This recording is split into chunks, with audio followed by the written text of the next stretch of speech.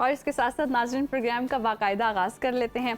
अफ़गान कशीदगी की बात कर लेते हैं। अफ़गान तालिबान रजीम और जो फितनतुल ख़वारिज की जानिब से एक बार फिर सरहद पार से जारहियत देखने में आई है। रात गए जी खैबर पख्तूनख्वा के ज़िला कुरम में अफ़गान तालिबान रजीम और भारतीय स्पॉन्सर्ड दहशत गर्दों की जानिब से बिला इश्तियाल फायरिंग की गई, जिसका पाक फौज ने भरपूर और शदीद जवाब दिया।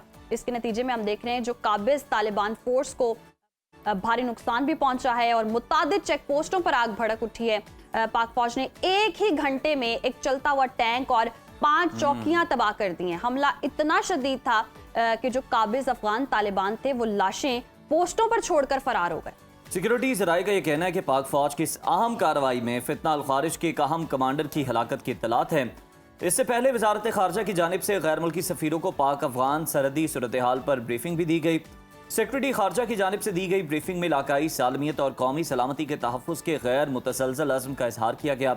एक बार फिर से अफगानिस्तान को दो टोक अल्फाज में यह पैगाम दिया गया कि वह अपनी सरजमीन किसी दूसरे मुल्क के खिलाफ दहशत गर्दी के लिए इस्तेमाल न होने दे। साथ ही ये भी वाज़ेह किया गया कि काबिज अफगान फोर्सेस की किसी भी जारियत का मुंह तोड़ जवाब दिया जाएगा। पाकिस्तान और अफगानिस्तान के दरमियान बढ़ती कशीदगी पर JUIFA के सरबराह मौलाना फजलुर रहमान भी मैदान में आ गए हैं और कल के दिन उन्होंने जनाब शाम में ये बयान दिया और रात में अफगानिस्तान की जानिब से जनाब इस तरह से फिर पाकिस्तान पर आप कह लें कि गोलाबारी तो नहीं, गोलीबारी आप कह लें कि वो की। और मौलाना फजलुर रहमान ने गुफ्तगू भी की है और उन्होंने कहा है कि जी माजी में पाक अफगान कशीदगी कम करने में किरदार अदा किया था, अब भी कर सकता हूँ। अफगान क़यादत से राबते में हूँ और वो मामलात अफ़ाम तफ़हीम से हल करना चाहते हैं। उनका कहना था कि जी सोशल मीडिया समेत हर जगह दोनों मुल्कों को इश्तियाल के बजाय मामलात को ठंडा करने की कोशिश करनी चाहिए। उनके मुताबिक अफगानिस्तान की इंटेलिजेंस और अस्करी सलाहियतें हैं वो अभी इब्तदाई मराहिल में हैं, इसलिए देखा जाए कि अफगानिस्तान से जो तकाजा किया जा रहा है वो इस काबिल भी है या नहीं है।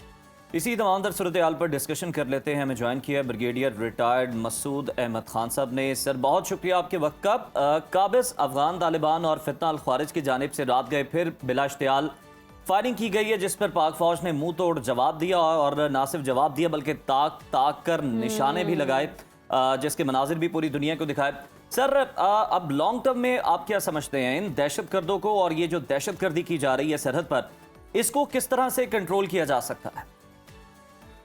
बहुत शुक्रिया। देखिए, एक तो हमने रूल्स ऑफ एंगेजमेंट बड़ा क्लैरिटी के साथ दिए थे। हमने कहा था वायलेशन होगी तो उसका बहुत भरपूर और मैसिव किस्म का जवाब दिया जाएगा, और जिस तरह कल हमने कुरम में दिया है। और कुरम में आपको देखिए इसकी इंपॉर्टेंस इसलिए भी है कि जिला कुरम का जो एरिया है इसको 3 अतराफ से अफगानिस्तान के 3 सूबे लगते हैं। नॉर्थ में नंगहार है और इसके वेस्ट में पख्तिया आता है, फिर साउथ वेस्ट में इसका ये जो है खोस्त है।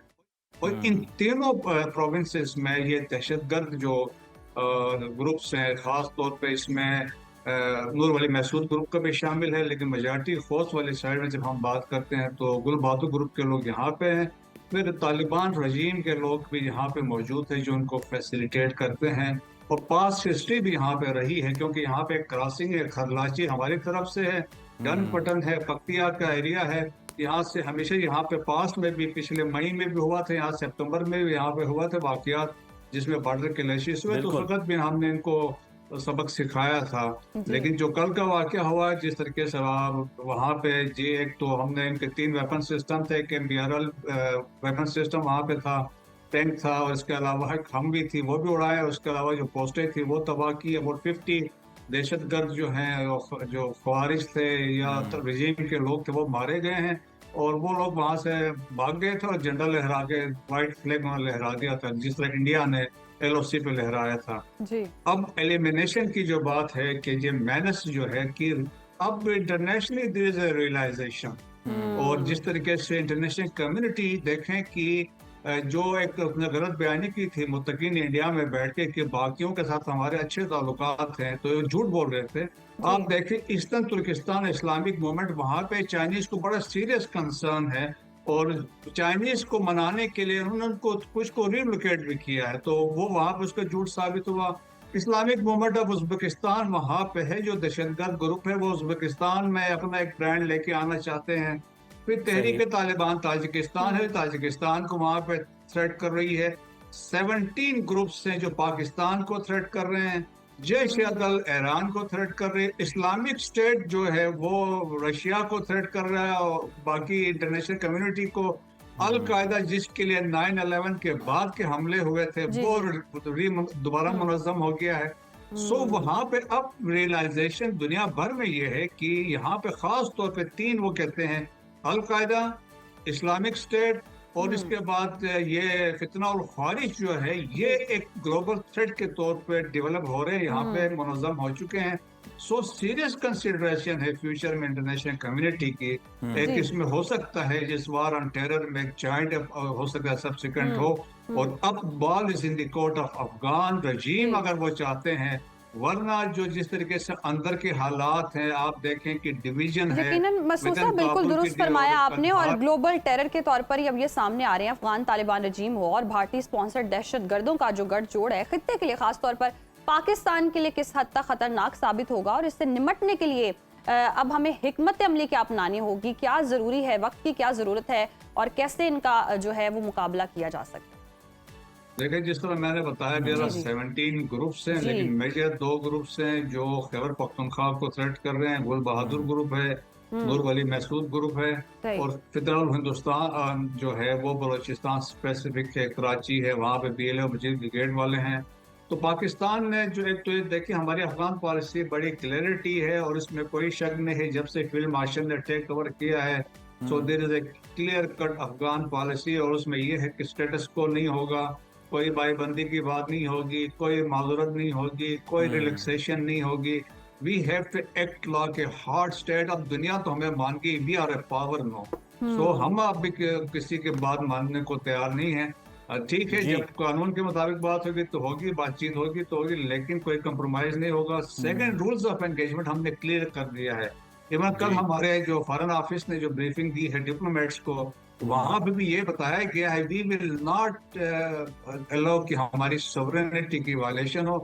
और पाकिस्तान देखें, मोस्ट इम्पोर्टेंट चीज जो है, पाकिस्तान ने अपनी कैपेबिलिटी, अपनी पोटेंशियल्स वी हैव डेमोन्स्ट्रेटेड, वो भी बता दिया है। सेकंड, हमने ये अपना रिजॉल्व बताया है, दी आर्म्ड फोर्सेस ऑफ पाकिस्तान का क्या रिजॉल्व है और पाकिस्तानी कौम का क्या रिजॉल्व हो रहा। आपने देखा होगा जिस तरह पश्तून अवाम उठे यहाँ खैबर पख्तूनख्वा में और बलोच अवाम बलोचिस्तान में उठे थे अफवाज पाकिस्तान के साथ लड़ने के। So that is the resolve, that is the आप समझ लें यूनिटी है यहाँ पे जब हम बात करते हैं, जब आप दुश्मन के खिलाफ खड़े होते हैं। सो पाकिस्तान के लिए कोई हिकमत अमली जो है तो ऑलरेडी इज इन प्लेस, और दुनिया जानती है, सबको पता है कि हम क्या चाहते हैं और हम क्या कर सकते हैं। बिल्कुल ठीक है ब्रिगेडियर साहब, क्या आपको लगता है कि जो जिस तरह की खाम ख्याली है अफगानिस्तान की और अफगान तालिबान रजीम की कि जनाब हमने तो सोवियत यूनियन जो है उसको नहीं टिकने दिया, हमने तो जनाब ये नहीं होने दिया, हमने वो नहीं होने दिया, हमने अमेरिका को नहीं जनाब यहाँ पर करने दिया, फिर एक कार्ड भी बड़ा खेला जाता है कि जनाब उधर भी जो है फैमिलीज़ हैं, यहाँ पर भी फैमिलीज़ हैं, और जनाब ये बीच में जो बाढ़ लगा दी गई है इससे बड़े प्रॉब्लम हो रहे हैं। हालांकि हर जगह पर इस तरह से मौजूद है, हर कोई अपनी सरहदों को महफूज बनाता है, यकीनी बनाता है। तो इस कार्ड के खिलाफ क्या बयानिया जो है वो सबसे मौसर आपकी नज़र में? ये देखें कि ये जो एक फैंटेसी में रहते हैं और ये बहुत बड़ा गलत नैरेटिव वो पुश करते हैं कि किसी ने उनको डिफीट नहीं किया। मैं I am being a student of history, देखे पर्शियंस यहाँ पे रहे, उन्होंने रूल किया है, सीथियन एम्पायर यहाँ पे थी, अशोका यहाँ पे था, मौर्यंस यहाँ पे थे, और इसके अलावा देखें मंगोल्स यहाँ पे था, तैमूर यहाँ पे था, मुगल्स ने यहाँ पे हुकूमत की है। और it was only Gauri was a तुर्क और गजनवी वाज ए तुर्क, और फिर इसके बाद it was only Ahmad Shah Abdali जिन उसने आके अफगानिस्तान को यूनाइट करके एक आइडेंटिटी दी थी। और देखेंगे had it not been Pakistan, Soviet Union को क्या आपके ख्याल में कोई शिकस्त दे सकता था? No, it was because of Pakistan, it was because of Inter Services Intelligence जिनकी कुर्बानियां हैं। अगर आप पिछले तस्वीरें देखें, हमारे जो ऑफिसर्स थे वो तो अंदर बैठ के ऑपरेशंस लीड कर रहे होते थे, जिस तरह उन्होंने कोऑर्डिनेशन की है। So it was because of us, not because कि उन्होंने खुद कुछ किया है। तो दैट इज वो एक फैंटेसी है, उससे निकलना चाहिए उनको।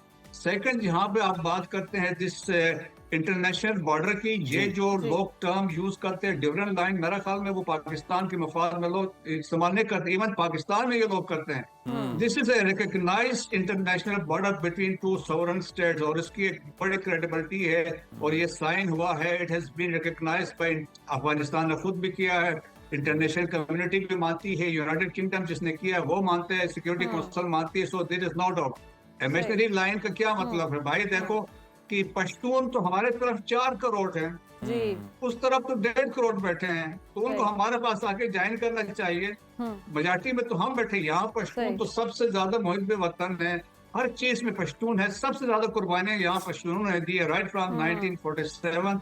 तो अगर वो इतना समझते हैं तो आके हमसे ज्वाइन करें। सो देयर इज नो फर्जी लाइन। अच्छा, एक सेकंड, अरब देखें कि 22 ममालिक हैं अरब, they speak same language, same tradition, same culture, लेकिन वो वीजा और पासपोर्ट के बगैर एक से मुल्क से दूसरे मुल्क में जा नहीं सकते हैं। सो पाकिस्तान क्यों हम ऐसा करेंगे? So this is no concept. अगर हम लेकिन हम ये भी देख रहे हैं कि पाकिस्तान बारहा और शुरू से ही मुतालबा करता है कि अफगान सरजमीन जी दहशत गर्दी के लिए इस्तेमाल नहीं होनी चाहिए, ना हम होने देंगे, इसको कंट्रोल करेंगे। और इस सारी सूरत हाल में अब मुज़ाकरात की भी बात हो रही है, तो क्या ये दोनों मुतालबात या मुज़ाकरात की तरफ जाएं तो ये सूरत हाल बन सकती है कि अफगान सरजमीन बिल आखिर दहशत गर्दी या स्पॉन्सर्ड दहशत गर्दी के लिए इस्तेमाल ना हो? और जो दोहा मुआहिदा था सर, उसको भी अगर हम ज़हन में रखें तो जो उसके भी सालिस थे, जो उसके अंदर भी लोग मौजूद थे, गारंटर्स थे, उन पर भी कितनी बड़ी जिम्मेदारी है ये मामलात को ठीक करवाने की, और अफगानिस्तान को ये तमाम जो मामलात वहाँ पर तय हुए थे, जो मुआहिदा हुआ था, उसकी पासदारी करवानी। जी हाँ, बिल्कुल। दोहा में ये वाज़ेह तौर पर लिखा गया था कि अफगान जो उस वक्त के तालिबान रजीम है, उन्होंने ये अंडरस्टैंड किया था और लिख के दिया कि this Afghan soil will not be use, कि दहशतगर्दी के लिए इस्तेमाल नहीं होगा, लेकिन इसके बावजूद ये यूज हो रहा है। तो एक तो वो भी बड़ी वायलेशन है। सेकंड ये है कि पाकिस्तान ने कभी डायलॉग से हम पीछे नहीं हटे हैं, हम डायलॉग करते हैं विद रजीम के लोगों से, हम करेंगे डायलॉग।